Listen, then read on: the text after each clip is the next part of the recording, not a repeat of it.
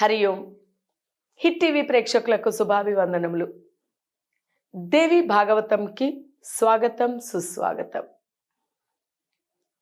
ఇక్కడ ఎప్పుడైతే యుద్ధ రంగంలోని యుద్ధానికి సిద్ధమయ్యాడో, యుధాజిత్ ఎప్పుడైతే ముందుకు వచ్చాడో, ఆయన ఎప్పుడైతే బాణాలు విసురుతూ ఉన్నాడో, ఎక్కడ నుంచి వచ్చిందో, ఎలా వచ్చిందో, ఏ దారిని వచ్చిందో తెలియకుండా ఈ సుదర్శనుడు ఈయన ఎంత ప్రయత్నించినా దాన్ని తప్పించుకుంటున్నప్పటికీ కూడా పరిపరి విధాలుగా తప్పించుకుంటున్నా కూడా ఆయన విసురుతూనే ఉన్నాడు బాణాలు. దాని నుంచి తప్పించుకుంటూ ఇక తనని తాను రక్షించుకోవాలి కాబట్టి ఈయన కూడా బాణాలు విసరడం మొదలుపెట్టాడు. ఈ బాణాలని ఎదురుగా వచ్చేటువంటి ఉపద్రవాన్ని ఆపడానికి ప్రయత్నిస్తున్నాడు. ఆయనకి ఎవరిని హింసించడం ఇష్టము లేదు, కానీ ఈ ఎదురుగా వచ్చేటువంటి ఉపద్రవము ఆ బాణాలని ఆపడానికి ఈయన కూడా బాణం వేస్తూ ఉన్నాడు. ఇలా జరుగుతూనే ఉంది. ఎక్కడ నుంచి వచ్చిందో, ఎలా వచ్చిందో, ఏ రూపును వచ్చిందో తెలియదు, కానీ సింహవాహిని అయి ఆ జగజ్జనని, సృష్టి స్థితి లయ కారిణి అయినటువంటి ఆ జగన్మాత, ఆ జగజ్జనని ఈ యొక్క జీవులనే, ఈ యొక్క భూమినే, ఈ యొక్క యుద్ధ భూమిగా ఈ యొక్క జీవులనే ఆట వస్తువులుగా ఆడేటువంటి అదే జగన్మాత, ఆదిశక్తి అయిన ఆ జగన్మాతనే స్వయంగా అక్కడ యుద్ధ రంగంలోకి ప్రవేశించింది. అంతా కూడా వీక్షిస్తూనే ఉంది. యుధాజిత్ ఈ పదే పదే ఆయన విసురుతున్నాడు, బాణాలని విసురుకొడుతూ ఉన్నాడు. ఎన్ని బాణాలో వెళుతూ ఉన్నాయి అక్కడికి. ఆయన ఏం చెయ్యాలో తోచినటువంటి పరిస్థితి. ఇక ఓర్వలేక, కోపం ఉద్రిక్తత తట్టుకోలేక ఆ తల్లియే, జగన్మాతనే, సాక్షాత్ జగజ్జనని, సృష్టి స్థితిలో కారిణి అయినటువంటి ఆ జగన్మాతనే స్వయంగా తన చేతిలోని ఉండేటువంటి ఆ ఖడ్గాన్ని తీసి యుధాజిత్ని ఒక్కసారిగా అంతం చేసింది. అదే ఖడ్గముతో శత్రుజిత్ కూడా, ఎందుకంటే యుధాజిత్తో పాటు శత్రుజిత్ కూడా ఒక్కసారిగా హ్రీంకారం చేసేసరికి ఆ తల్లి యొక్క హ్రీంకారానికి మొత్తము అక్కడ ఉండేటువంటి రాజులందరూ కూడా గడగడగడగడలాడిపోయి ఏమి చేయాలో తెలియని స్థితికి చేరుకున్నారు. ఇలా తేరుకున్న సమయంలోనే ఆ తల్లి ఉగ్ర రూపము దాల్చి తన కుమారుణ్ణి రక్షించుకొనడకై ఆ తల్లి ఖడ్గము తీసి యుద్ధము చేసి ఒక్క వేటున ఇద్దరిని కూడా అంతము చేసేసింది. ఒక్కసారిగా యుధాజిత్, శత్రుజిత్ కుప్ప కూలిపోయి ఆ యుద్ధ రంగంలో పడిపోయారు. చూసారా, తల్లికి అడ్డు వెళితే, తల్లి తలుచుకుంటే, ఆ జగన్మాత తలుచుకుంటే క్షణం చాలు. అంటే దీన్ని బట్టి మనం అర్థం చేసుకోవాల్సిందేంటి? విపరీతంగా పరుగులు పెట్టి అనవసరముగా భగవద్భక్తులని మనం చాలా జాగ్రత్తగా గుర్తుపెట్టుకోవాలి. ఎప్పుడూ కూడా భగవద్భక్తుల్ని కానీ, భగవత్ ప్రియులను కానీ, భగవత్ కార్యాలు చేసేటువంటి వారిని కానీ, తన యొక్క ప్రియ భక్తులు, శిష్యులని ఎప్పుడూ కూడా ఇబ్బంది పెట్టకూడదు. ఇబ్బంది పెట్టినట్టయితే ఖచ్చితంగా జగన్మాత భయంకరమైనటువంటి శిక్షను వేస్తుంది. ఎలాగైతే ఈయనని రాజ్యము లేక, దిక్కు లేక తన తాతని అంతము చేసి సుదర్శనుడికి దిక్కు లేక పరుగులు తీసి రాజ్యాన్ని వదులుకుని వెళ్ళిపోయేటువంటి స్థితికి చేర్చాడో, ఇక్కడ చూడండి, స్వయంవరానికి వచ్చి తను తన మనుమడు కూడా దిక్కులేని మరణం పొందారు. మనము ఎంత చేస్తామో దానికి 10 రెట్లు ఖచ్చితంగా తిరిగి ఇస్తుంది ఆ జగన్మాత. మంచి అయినా చెడు అయినా ఏది అయినప్పటికీ కూడా చేసిన దానికి ఫలం పొంది తీరవలసినదే. ఇది గుర్తుపెట్టుకోవాల్సినటువంటి విషయం. ఎందుకంటే ఎన్నెన్నో చేసేస్తూ ఉంటాం తెలిసి తెలియకుండా. అది ఏదైనా కావచ్చు, మంచి అయినా చెడైనా. భగవంతుని యొక్క ఈ పని ముఖ్యంగా అది ఖచ్చితంగా తిరిగి 10 రెట్లు వస్తుంది. కాబట్టి చాలా జాగ్రత్తగా ఆచితూచి అడుగు వేసుకోండి. ఎప్పుడైతే ఈ రకంగా ఇద్దరు అక్కడ కుప్పకూలిపోయారో నోట మాట లేకుండా అయిపోయారు. అక్కడ ఉండేటువంటి మిగిలిన రాజులు, ఎందుకంటే జగన్మాతనే, ఆవిడని చూడ్డం అంటే సామాన్యమైన విషయమా? ఎవరికి? బ్రహ్మ విష్ణు మహేశ్వరులకి సైతం కూడా దర్శనం కానటువంటి ఆ తల్లియే ఎంత ఉత్తమోత్తముడు, ఇతని కోసము యుద్ధ రంగంలోనికే సింహవాహనాన్ని ఎక్కి వచ్చిందే. ఆహా, ఆ దృశ్యముని తలుచుకుంటేనే మనకింత ఆనందం ఒళ్ళు పులకరిస్తోందే.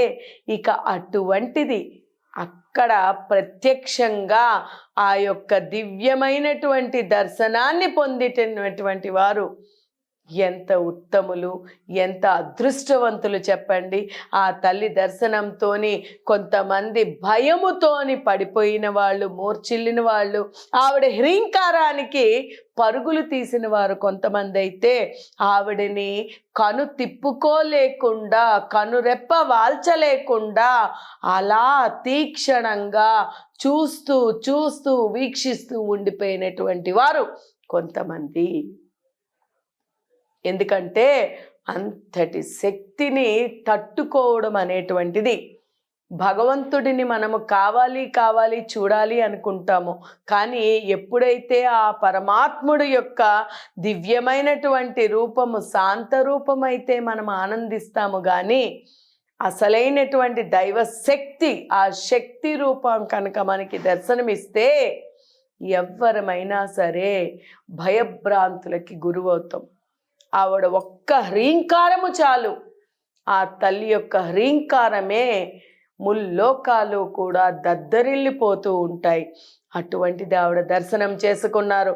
ఎప్పుడైతే ఆవిడ యొక్క దర్శనం చేసుకున్నారో ఎంతో ఆనందించి ఆవిడ దర్శనం జరగంగానే ఇక ఏమీ చేయలేక ఆ తల్లిని పరిపరి విధాలుగా ఆవిడని స్తుతిస్తున్నారు. ముఖ్యంగా ఈ యొక్క శూరసేనుడు, కాశీరాజు అయినటువంటి శూరసేనుడు, ఆ సుబాహుడు, అలాగే సుదర్శనుడు కూడా ఆ తల్లిని ఈ రకంగా ప్రార్థిస్తున్నారు.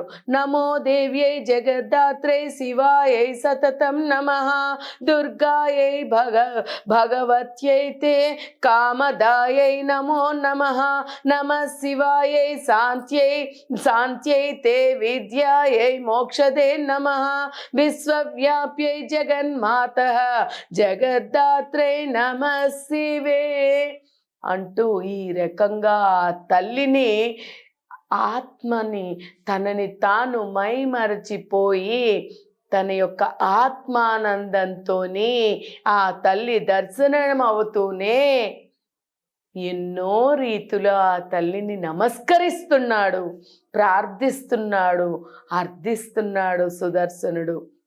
ఈ యొక్క సుబాహువు కూడా తనకి ఎంతటి అదృష్టం లభ్యమైంది, బ్రహ్మ విష్ణు మహేశ్వరులకి కూడా లభ్యం కానటువంటిది, ఎంతో తపస్సులు చేస్తేనే కానీ లభ్యం కానటువంటి ఆ దివ్యమైనటువంటి ఆ దివ్య జగజ్జనని యొక్క దర్శనము నాకు లభ్యమయ్యింది.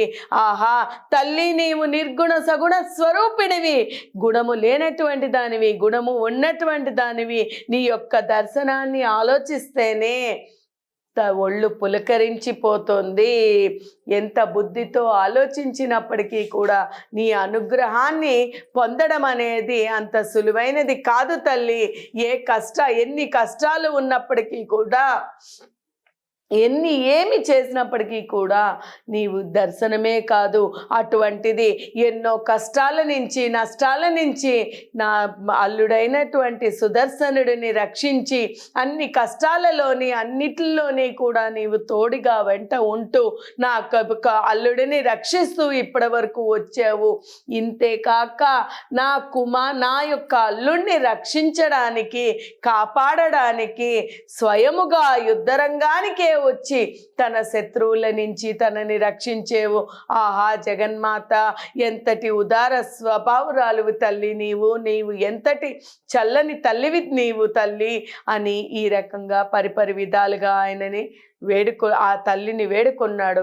ఇలా వేడుకునేసరికి, ఇలా ప్రార్థించేసరికి ఆ జగన్మాత ఆనందముతో, అందుకనే భక్తుడికి భగవంతుడు ఎప్పుడు దాసుడు అంటారు. ఒక్కసారి వారిని కనుక ఆనందింపచేస్తే, పరమాత్ముడిని కనుక ఒక్కసారి ఆనందభరితముగా అమ్మా అని ఆర్తితో ప్రేమతో కనుక ఆ దివ్యమైనటువంటి ఆ తల్లి యొక్క రూపాన్ని తలుచుకొని ఒక్కసారి స్మరించినప్పటికీ కూడా ఆ తల్లి ఆనందంతో పులకరిస్తుంది. అంటే అప్పటి వరకు ఎంత క్రూరంగా ఉన్నప్పటికీ కూడా ఆ క్రూరుడు సైతం మారి ఒక్కసారి ఆర్తితో ఆ యొక్క తల్లిని వేడుకుంటే, ఆ తల్లి ప్రత్యక్షమై ఆ తల్లి తక్షణమే ఎటువంటి వాడికైనా ఎటువంటి పిల్లడికైనా సహకారాన్ని అందిస్తుంది, ఆనందంతో పులకరించిపోతుంది. అంటే బిడ్డ ఎటువంటి వాడైనప్పటికీ ఏదైనప్పటికీ కూడా పిల్లవాడికి తల్లికి ఎప్పుడూ కూడా గొప్పే. కాబట్టి తల్లి వదులుకోదు. కాబట్టి ఆ తల్లి వీరిని రక్షించడానికి వీరి చేసినటువంటి స్తుతికి ఆనందించి దర్శనమిచ్చింది. ఆ తల్లి తక్షణం ఏమి చేసింది అనేటువంటి విషయాన్ని మనం రాబోయే ఎపిసోడ్లో తెలుసుకుందాం. హరి ఓం తత్సత్.